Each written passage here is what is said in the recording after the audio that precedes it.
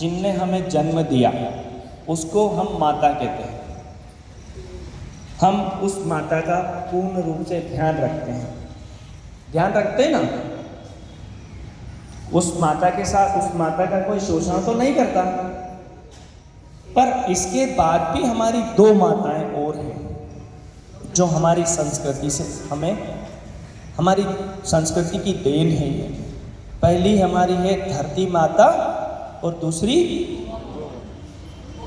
गौ माता।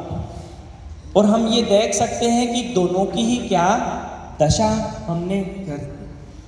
धरती माता पर्यावरण को अगर हमें अच्छा रखना है, हम माता को धरती माता कह रहे हैं पर उसका पालन नहीं कर रहे हैं, माता का शोषण कर रहे हैं।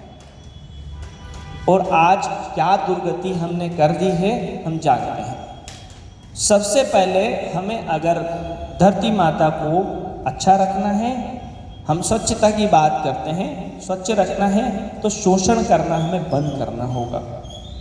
और ऐसी चीज़ें जो हमारे यूज़ की नहीं है उनको नहीं करना होगा। सिंगल यूज़ प्लास्टिक हमको बंद करना होगा। क्यों करना होगा? क्योंकि हम जानते हैं हमारे पर्यावरण के लिए और दूसरा हमारी गौ माता के लिए तो बिल्कुल भी अच्छा नहीं है। और हमें सर से मैंने एक स्लोगन देखा था परसों। सर ने वहां लिखा था एक रहेंगे तो सेफ रहेंगे, एक रहेंगे तो सेफ रहेंगे। हमें एक होना है। हम एक होंगे तभी हम हमारी दोनों ही माताओं का जो शोषण हो रहा है उसको हम रोक सकेंगे। गौ माता की क्या दुर्दशा है आज हम जानते हैं। हमारे देश में से कितना गोमांस एक्सपोर्ट होता है हमें पता है अच्छे से। हमें ये रोकना है क्योंकि जिसको हम माता कहते हैं उसको हमारे सामने उसकी ऐसी दुर्दशा तो नहीं देख सकते। देख सकते हैं क्या? नहीं देख सकते। और हमें देखना भी नहीं है। ये हमारा सर्वप्रथम कर्तव्य है। हम हमारे घर के सामने कैसा रखते हैं? बिल्कुल साफ रखते हैं, स्वच्छ रखते हैं, अच्छा रखते हैं। तो क्यों ना हम हमारे घर के आसपास की चीज़ें ही साफ रखें। इसका हम ये प्रण भी लेते हैं कि आसपास तो छोड़ो, हम और दूर दूर तक सारी चीज़ें साफ रखेंगे। ये हमें प्रण लेना होगा, जब जाके हम दोनों की ही रक्षा कर सकते हैं। तो हम सभी प्रण लेते हैं सभी। हाँ, हम सभी प्रण लेते हैं कि हम हमारे पर्यावरण की रक्षा करेंगे, हम गौ माता की रक्षा करेंगे। और देखिए गौ माता क्यों इतनी महत्वपूर्ण है हमारी संस्कृति या हमारे लिए। हम बोलते हैं 33 कोटि देवी देवता गौ माता में वास करते हैं, ठीक। और अभी श्राद्ध पक्ष चल रहे हैं।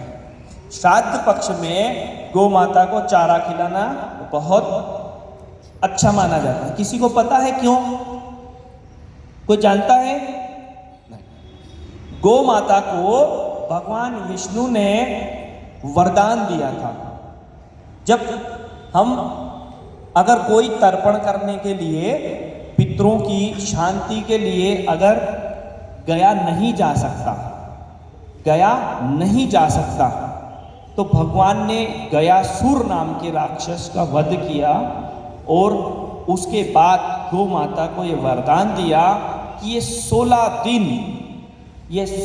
दिन अगर कोई व्यक्ति तुम्हें चारा खिलाएगा या रोटी देगा या अन्न देगा, वह गया के तर्पण के समान होगा। यानी यूं सोचो कि गयासुर में हम तर्पण गया में हम तर्पण नहीं कर पा रहे हैं, तो गौ माता को अगर हम अन्न देते हैं, कुछ देते हैं खाने के लिए या उसका थोड़ा सा सेवा करते हैं, आप उसी तर्पण के समान कार्य करते हैं जो वहां जाकर नहीं कर पा रहे हैं। इसलिए गौ माता का यह महत्व भी हो जाता है श्राद्ध पक्ष में कि उनको एक वरदान मिला हुआ है। ठीक है, याद रहेगा ना? चलिए, तो हम सभी का आभार करते हैं।